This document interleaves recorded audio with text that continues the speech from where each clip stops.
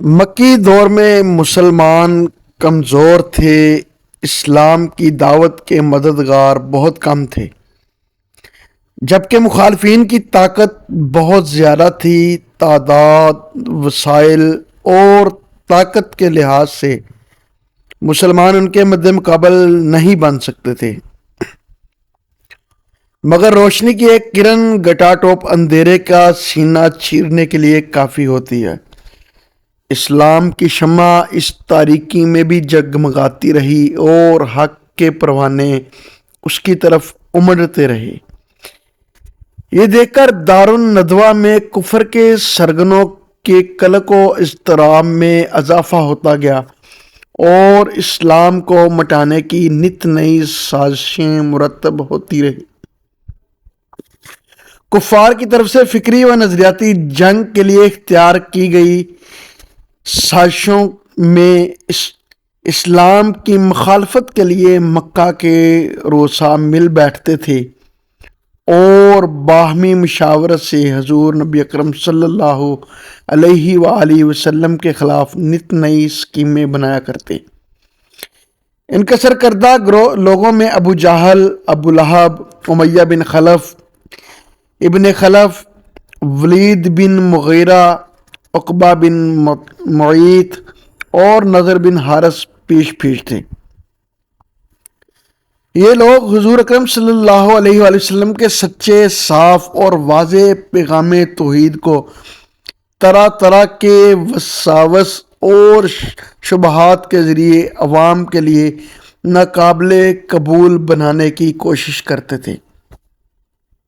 اس کا ذکر سورۃ صاد میں اللہ تعالیٰ نے فرمایا کہ اجعل الآلہۃ الہا واحد ان ھذا لشیء عجاب، کیا اس نے اتنے معبودوں کی جگہ ایک ہی معبود بنا دیا؟ یہ تو بڑی عجیب بات ہے۔ پھر سورۃ صاد میں فرمایا کہ ما سمعنا بہذا فی الملۃ الآخرہ ان ھذا الا اختلاق،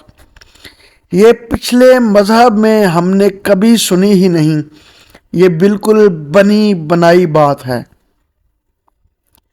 اکثر اپنے شرک اور بد اعتقادیوں کی عجیب عجیب تعویلات پیش کرتے تاکہ قوم مطمئن رہے،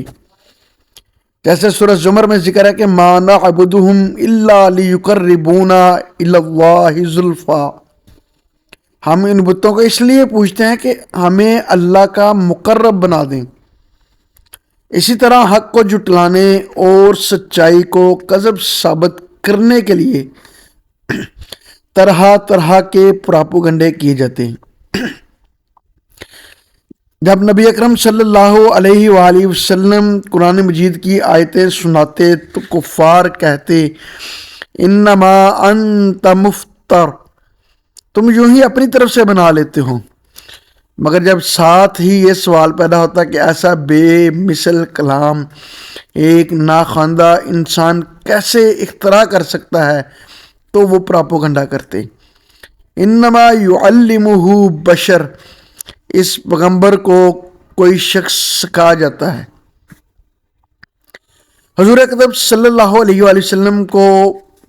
برے القابات سے مشہور کیا جاتا، آپ کو محمد کی جگہ مزمم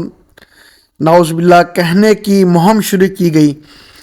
مذاق اڑایا گیا، استہزاء کیا گیا،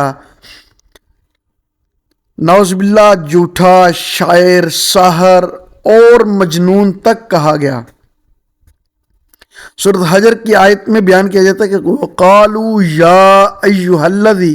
نُزِّلَ عَلَيْهِ الذِّكْرُ إِنَّكَ لَمَجْنُونَ، کہ کفار کہتے ہیں اے شخص جس پر نصیحت کی کتاب نازل کی گئی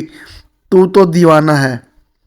اسی طرح سورۃ انبیاء میں ارشاد ہوا بل قالوا اضغاث احلام بل افتراہ بل هو شاعر،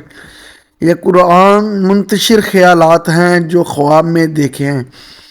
نہیں بلکہ یہ شعر ہیں جو شاعر کا نتیجہ ہے۔ پھر سورہ یونس میں ارشاد فرمایا اللہ پاک نے قال الکافرون ان ھذا لساحر مبین، کافر کہتے ہیں کہ یہ صریح جادوگر ہے۔ کبھی داعی اسلام کو مایوس کرنے کے لیے حوصلہ شکن بیانات جاری کرتے اور کہتے. سورۃ حامیم سجدہ میں اللہ پاک ارشاد فرماتا ہے قلوبنا فی اکنۃ مما تدعونا الیہ وفی آذاننا وقر ومن بیننا وبینک حجاب فاعمل اننا عاملون. جس چیز کی طرف تم ہمیں بلاتے ہو اس سے ہمارے دل غلاف میں ہے اور ہمارے کانوں میں بہرا پن ہے اور ہمارے اور تمہارے درمیان پردہ ہے، تو تم اپنا کام کرو ہم اپنا کام کرتے ہیں. پھر طرح طرح کے مطالبے کرتے، جس طرح سورۃ بنی اسرائیل میں ذکر ہے وَقَالُوا لَن نُؤْمِنَ لَكَ حَتَّى تَفْجُرَ لَنَا مِنَ الْأَرْضِ يَنبُوعًا أَوْ تَكُونَ لَكَ جَنَّةٌ مِّن نَخِيلٍ وَعِنَبٍ فَتُفَجِّرَ الْأَنْهَارَ خِلَالَهَا تَفْجِيرًا أَوْ تُسْقِطَ السَّمَاءَ كَمَا زَعَمْتَ عَلَيْنَا كِسَفًا أَوْ تَأْتِيَ بِاللَّهِ وَمَلَائِكَتِهِ قَبِيلًا. اور کہنے لگے کہ ہم تم پر ایمان نہیں لائیں گے جب تک ہمارے لیے زمین سے چشمے جاری کر دو، یا تمہارا کھجوروں اور انگوروں کا کوئی باغ ہو اور اس کے بیچ نہریں بہا نکالو، یا جیسا تم کہا کرتے ہو ہم پر آسمان کے ٹکڑے لا کر گراؤ، یا خدا یا فرشتوں کو ہمارے سامنے لاؤ. اسی طرح کفار مسلمانوں پر ظلم و تشدد کا سلسلہ بھی شروع کر دیتے. چنانچہ نبی اکرم صلی اللہ علیہ وآلہ وسلم کے گھر کے دروازے پر نجاست پھینک دی جاتی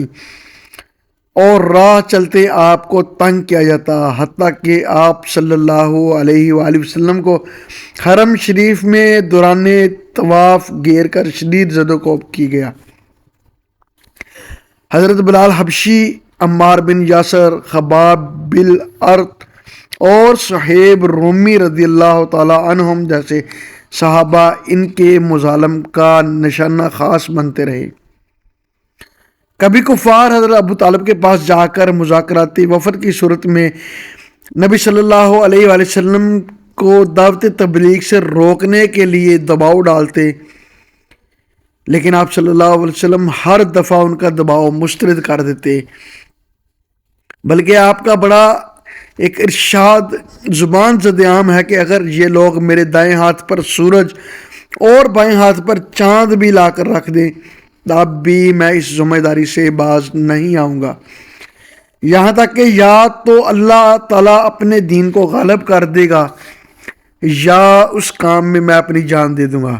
کبھی آپ صلی اللہ علیہ وسلم کو سرداری، مال و دولت اور حسین عورتوں کا لالچ دیا جاتا،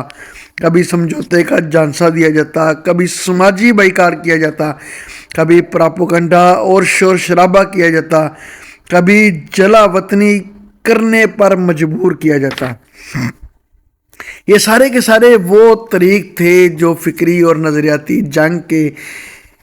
طریق تھے جو مکی دور میں آپ صلی اللہ علیہ وآلہ وسلم کو برداشت کرنا پڑے،